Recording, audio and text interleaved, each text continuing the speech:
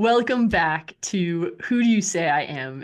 Encountering the Newer Testament. We are here today with Eric Baretto, who is the Weyerhaeuser Associate Professor of New Testament at Princeton Theological Seminary, and formerly an Associate Professor from Luther Seminary, so an old friend of Matt's and a former visiting teacher here at Westminster. So Eric, thank you so much for being here. We're really glad to have you with us. Glad to be back again. Today we are looking at the book of Acts. We'd like to start out by asking you, what kind of book is this? We're hitting it in our sequence after Luke and before John, so we're pairing it with the Gospel according to Luke, and we're not going to see another book like this in the Newer Testament. So we'd love for you to just sort of set us up by telling us what we're going to encounter here. It is one of the big challenges of interpreting Acts is that it has this distinctive genre, this distinctive place in the New Testament. It comes after the Gospels, but before Paul's letters. It's got narrative. It's got a bunch of people with giving long speeches, but then mixed into that are prison breaks and shipwrecks, and a snake jumps out of a fire and tries to kill someone, and Paul shakes it off. I sometimes joke with congregations that reading the book of Acts is more akin to going to the movie theater and watching The Fast and the Furious than it is some sober Oscar drama. Like there is entertainment and delight. You're supposed to ooh and ah and be scared at a couple different points in the narrative. There's something about the storytelling that is inviting not just kind of sober reflection, but a sense that there are exciting and surprising and sometimes puzzling ways that God has acted in the past. And I think that's part of what the text is trying to do is these are the strange ways that God has acted before, forming us, having us expect that God may be acting in those strange ways today still. That's wonderful. I mean, it's also, right, a sequel in some ways to Luke, and parallels some of the order of Luke, right? At the start of Luke, there's this promise of an orderly account of all that has taken place. Where is there order in Acts and where is there wildness, right? Where do we see structure and where do we see surprise? Yeah, I think so. This is reaching all the way back to the beginning of the Gospel of Luke and that preface with which Luke starts. When I teach the Gospel of Luke, we spend a whole session just dealing with the Greek text of that because it's a long Greek sentence translated into a terrible English sentence, but still contains all this great data, this great information about how we read that text. And part of what have had scholars wonder is precisely this notion of this orderly account. What is the kind of order, the kind of structure that Luke is after, not just in the Gospel, but in the Acts of the Apostles as well? Often with both is in the sense that it's a historical order. It's about chronology. It's about places and people and dates along the way. I've become more and more convinced reading that, and I think this is the case in both Luke and Acts, that the order that Luke is after has more to do with literature and with theology. Especially thinking about the Gospel of Luke, Luke says that he's writing so that you may know the truth concerning the things about which you have been instructed, which makes clear that the readers of the Gospel have heard these stories before. They're hearing old stories told afresh, told anew.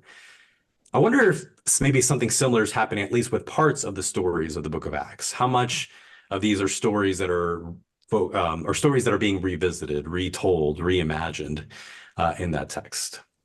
And I think part of what we see in Acts 2 is kind of a cartographic order, a kind of map order in a sense too. So Acts 1:8 starts Jesus making this promise, this call, that you will be my witnesses in Jerusalem, Judea, Samaria, and to the ends of the earth.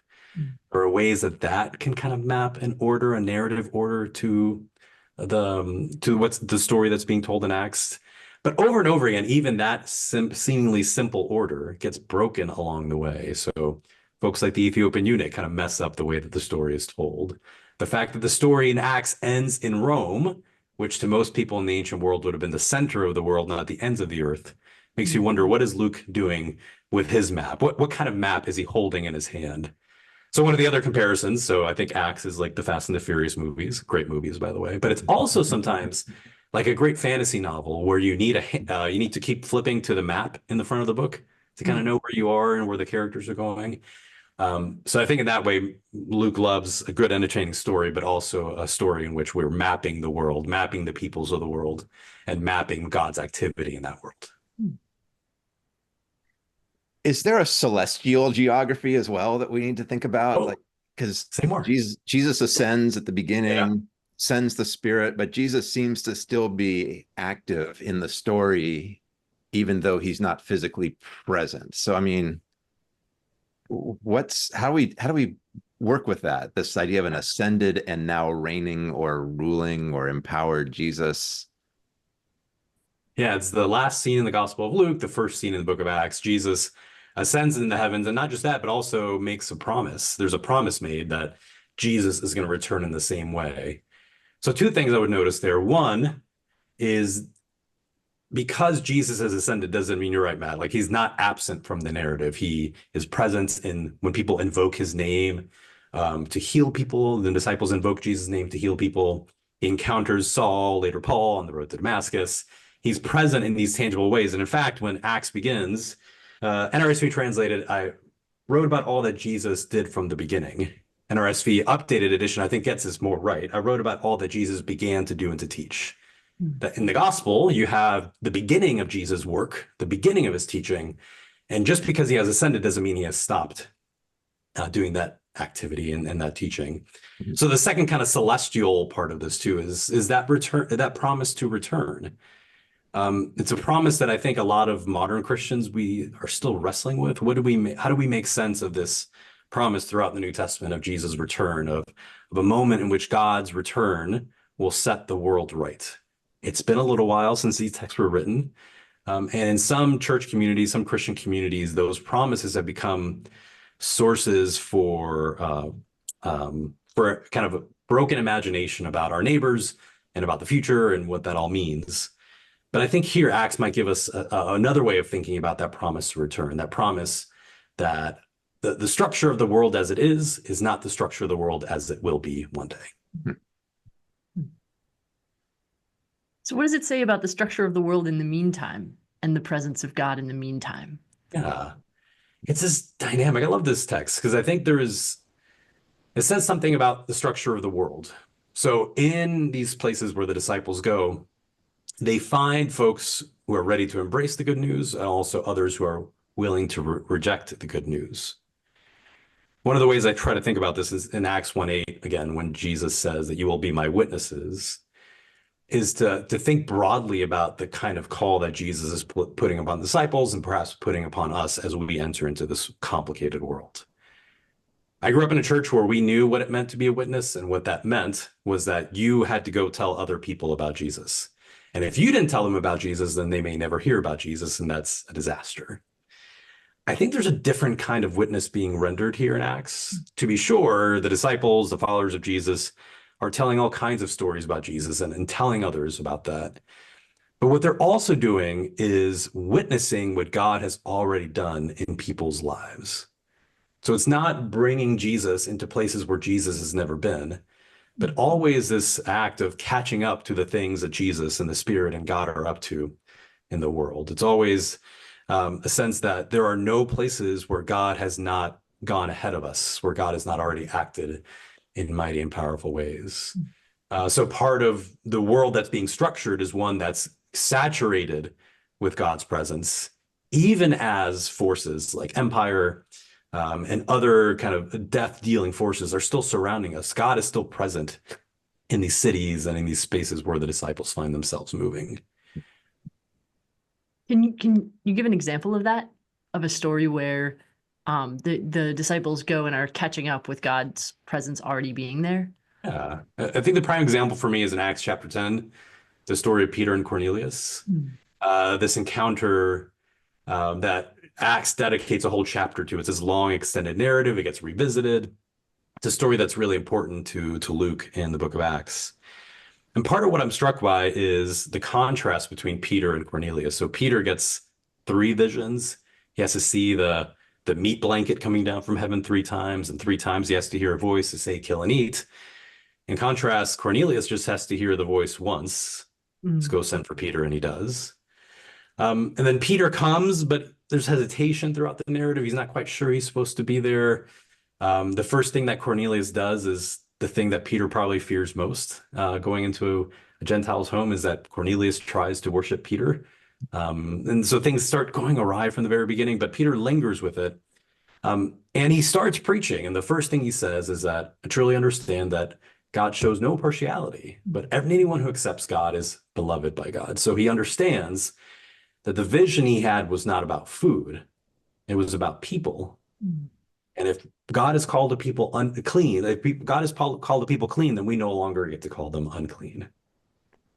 But he keeps on preaching, which I relate to when we encounter scary situations or situations in which we didn't anticipate what God was going to be up to. So then 1034, I love this. He's still in the middle of his proclamation. No, 1044. So he's preaching. It's got a nice sermon starting in verse 34. But in verse 44, it says, while Peter was still speaking, the Holy Spirit fell upon all who heard the word. It's as if the Spirit says, enough of your rationalizations, enough of your preaching, enough of trying to make sense of what's happening. The Holy Spirit just falls upon all those who heard the word. Earlier, we heard that Cornelius' prayers are already ascended before God. So this isn't seemingly really a story of conversion of Cornelius, but a transformation of Peter and the church along with him, realizing that God's grace was greater than they had previously imagined.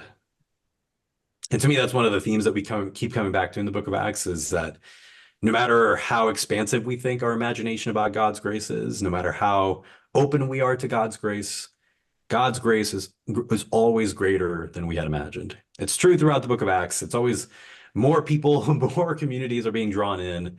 And I wonder if that then is a model for us too, that when we move into this world, to expect, to not be surprised, to not be worried, because God's grace is always greater than we had first imagined.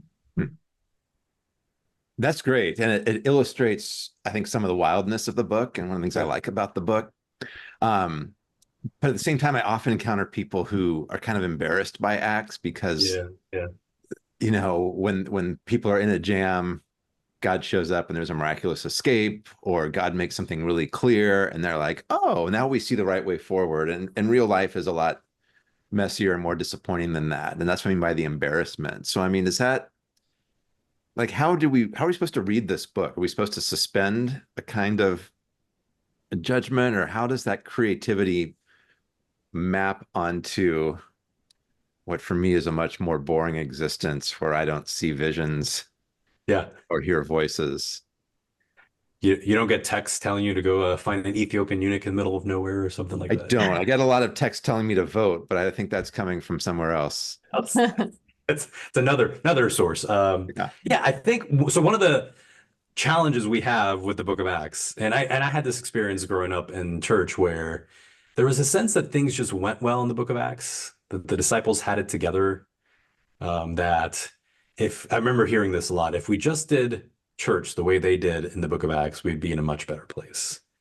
And that makes sense to a certain degree. So at the end of chapter 4, for example, it says that they sell all their possessions. There's not a needy person among them. They're of one heart and soul. And you're like, yes, that's the kind of community I want to be a part of. And of course, what happens at the beginning of chapter 5 is that we learn about Ananias and Sapphira. And we learn about this horrifying horror story of their deceit of the congregation and their sudden deaths. Twice in the story, it says, and fear seized all who heard of this. And I tell folks, if you are reading this and not scared, then I'm not sure you're paying attention to the story. The church in Acts sometimes gets things exactly right, and things go really well. And there's a miraculous saving, and God shows up at just the right time, and there are visions telling people where to go. And there are other moments where things go awry, where the church gets things wrong, where the church is as broken as any community I've ever known. So think about Acts chapter 7, right? So they're of one heart and soul. There's not a needy person among them. And yet the Hellenists and the Hebrews have this big fight about the widow, the Hellenist widows being neglected. That happens really early on when you would think they've had their stuff together. I think about Acts 16 when the divine GPS is broken and God keeps telling Paul, don't go there, don't go there. And it's only, named in a couple verses in a few words, but I imagine that there must have been a deep well of frustration for Paul at that moment, not knowing where to go next. So I think part of what we're called to in this text is not just be dazzled by the miraculous things that happen, but see reflected our own concerns, our own worries, our own uncertainties about what the future holds. Because Peter didn't know what he was doing, it seems like. And Paul, there were moments where he didn't seem to know what he was doing. And just remembering that those moments are there alongside those high moments when it seems that nothing can go wrong. Yeah, that's helpful. I want to return to this question of geography that you raised earlier and ask not just about the places, but about the peoples. What's the kind of vision of ethnicity in Acts? What's the vision of diversity? Where is there unity? Where is there difference? What do you see in the way that Acts talks about the peoples of the world? Yeah, for me, I always start with this, and if people have heard me teach, they'll know I do this, thinking about the story of Pentecost as a beginning point to think about this question of human difference. I think our tendency so often in our churches today is to think about our differences as an obstacle on the way to unity, as a cipher, as a puzzle we need to solve. Like, how do we get these different kinds of people to worship together in one building, in one space? But I think that part of what Acts is doing and the imagination it unlocks is to see our differences not as a puzzle or an obstacle, but as a gift that God has given us. A complicated gift, a difficult gift, but a gift nonetheless. So part of what I see happening in Pentecost is that the Spirit enables the disciples to speak all the languages of the folks gathered in that space, which means that no matter who you are, no matter where you are nurtured, no matter where exile has taken you, no matter what language you now speak, you hear the gospel proclaimed in your own language. That is, that God does not require anybody gathered there to learn a new language in order to make sense of the good news of Jesus. God draws near to us in all the weirdness of our language and all their weird grammar and syntax. God draws near. But I think there's a second element to that story that I've been really drawn by recently is we know, like when we try to learn different languages, that it's not just a matter of mapping one word in one language to another and then you're done. It's not that easy. It's way more complicated than that. So part of what's happening too is that everyone's hearing the gospel proclaimed in their own language, which means that the person sitting to your left, the person sitting to your right, someone who heard the gospel proclaimed in a different language than yours, heard something a little bit different than what you heard. So to know something about the breadth and the depth of God's grace is not just that I have to hear in my own language, but turn to others who heard the gospel proclaimed in a different language and ask him what they heard that I couldn't hear in my language. And as that God chooses difference from the very first as the site where God's revelation would be most powerfully heard. So to imagine that those points of difference as a gift is vital for us. I think especially in these moments, I'm not sure when this is airing, but we're in the middle of a political season when we're taping this. Yeah. We are in the wake of all these movements for racial justice in the United States. These are not simple problems that we're encountering. And I'm not saying that if you just read the story of Pentecost, right, we're going to resolve these issues. Sure. But for Christians, I think this is a critical starting point. In the work that we do around justice and the work that we do around equity, is to start with the assumption, with the theological conviction that God loves difference, that God proliferates difference. Doesn't mean that we won't make mistakes, doesn't mean that we won't get things wrong, that we won't have to seek forgiveness and repair and reconciliation. But I think that's a much more generous, grace-filled place to start these conversations about our differences. That's great. So then beyond Pentecost then, and as this thing called the church gets up and running and spreads out geographically, what language should we use to talk about the church in Acts? Historically, it's still trying to figure out, is it an expression of Judaism or is it something different? But there's how would you talk about the way Acts builds a particular imagination for this new community, institution, family, society? Yeah. How should we compare the church? That's a great question, because the language of church is in Acts, but it's not as common as other ways of talking about this movement. And I think only once or twice are these communities called Christians. More often, if Luke wants to talk about these folks, he talks about the way. And I'm struck by that notion of what these communities are. Thinking about faithfulness not as a list of doctrines or an institution even, although it may have those manifestations, but to think about the way of faithfulness precisely as that, as a way. This goes back to that cartographical imagination, right? All the maps that Luke seemingly loves in Acts is not just a narrative device. It might also be a formative device for us, a way for us to think about faithfulness as a way of moving through a complicated world. And then all these journeys then are not just settings for the good news to be proclaimed, but they are what it looks like embodied to go into places, assuming that God has gone ahead of us, to go there and to witness the good things that God has already done, to bring with us our own testimony, but to hear the testimonies that others bear as well. I don't think that precludes thinking about churches as institutions or as places where dogma and doctrine are important. But I think that there is a way that it's calling us to imagine the church not as a singular place or a single set of people, but this open-ended possibility that wherever we go, God's presence will be there. And wherever God's presence is, then there too are the people that God has called together. So this is one of the questions that we were going to ask you was, what's the good news in this text? But based on what I've heard from you so far, my sense is that you wouldn't tell me that there is a single definition of the good news in this text. So I guess I would modify that by saying, what's the good news that you hear in this text? Yeah, as I think about how Acts might function for us in churches or for preachers, as I talked about earlier, become dissatisfied with the sense that Acts has a vision of a perfect church, instruction manual for putting it together. But instead, it's these narratives that are sparks of imagination for us. And one of the imaginations that I think I need the most help with, and that I keep teaching, because I wonder if others might too, is that when it comes to the forces of death and despair, the forces of division and destruction, we don't need a lot of help to imagine what those look like.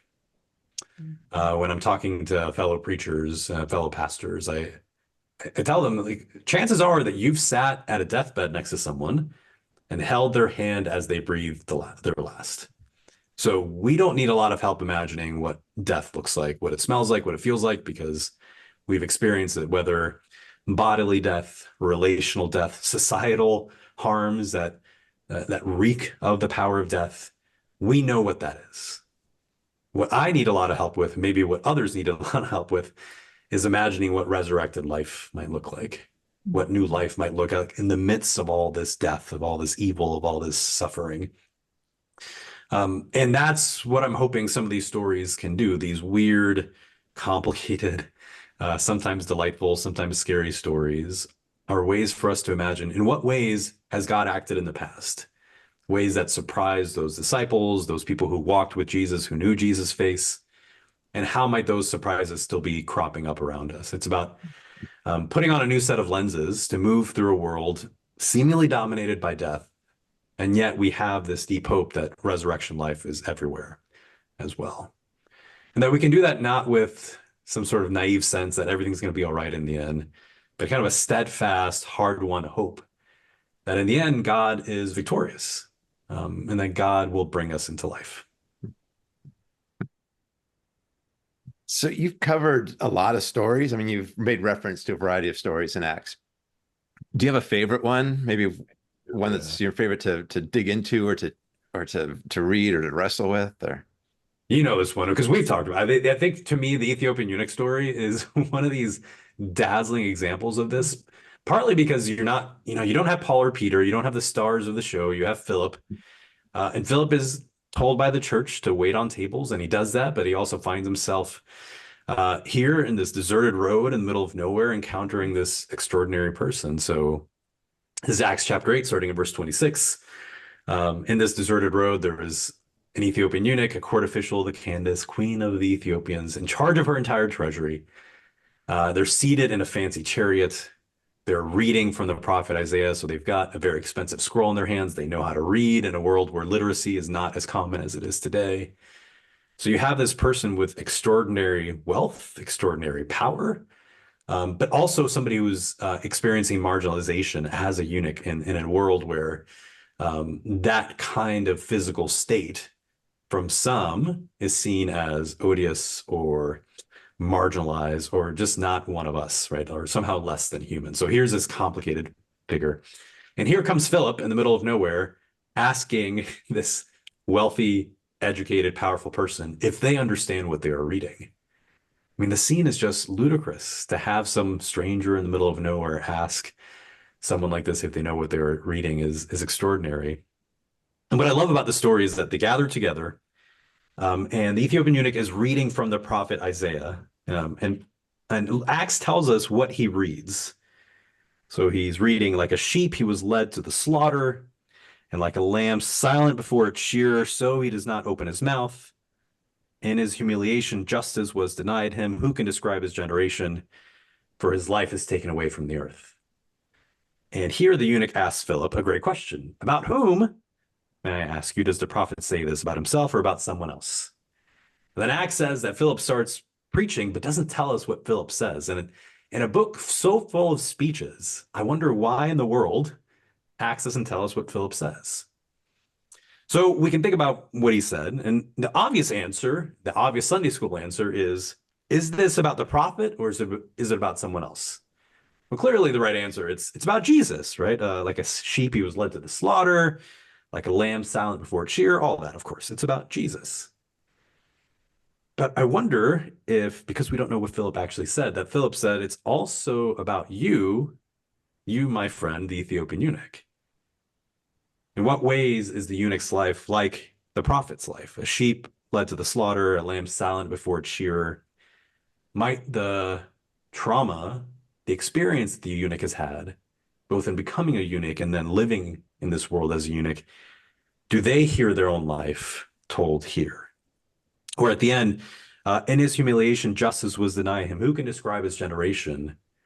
Does the eunuch imagine their own quandary of that when their life ends, so too does their story?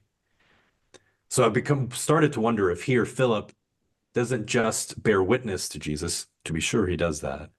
But does Philip also come to understand the wideness of God's grace in a new way because he realizes, oh, this story is about prophet and it is about Jesus, but it's also about this extraordinary person I've just met. And is there the possibility of God's surprise, of these old prophecies coming to life in a new way, not because God has changed God's mind, but because when we encounter these strangers in the middle of nowhere, we come to understand that God has already chosen to dwell in these spaces that we think are nowheres. And that to me is just a fabulous story. And then there's also this one very nerdy detail about the story, which I love. So later on in the story, the eunuch says, look, here's water. What is preventing me from being baptized? That's in verse 36. And if you look in your Bibles, folks, look along, you can see it goes from verse 36 to verse 38. He commanded the chariot to stop, and both of them, Philip and the eunuch, went down into the water, and Philip baptized him. What's missing is verse 37.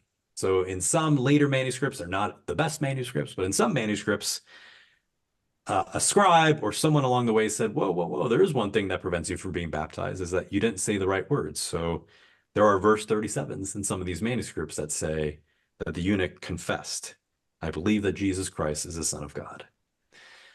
And what I love about this, it's so striking, is that it models so much what we do in churches, that we say everyone is welcome, but we don't actually mean it. There's limits to the welcome that we're willing to provide. We'll create verse 37, this barriers to belonging. But the story actually is really clear. What does prevent me from being baptized? Nothing, because here is water. So there's this nerdy little wrinkle here of our own tendency to try to constrain, to restrict, to narrow God's grace, and how these mighty stories kind of just keep resisting our tendency to try to constrain God's grace. I love that story. It's I could talk about that for another hour easily. That is a beautiful story. That is one of my favorites, and I think it's one of Matt's favorites too. Thank you for We're 3 for 3 with the eunuch. We love that story. Absolutely, 100%.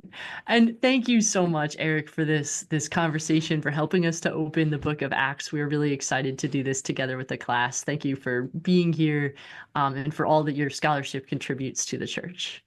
Thank you, friends. Thanks, Eric.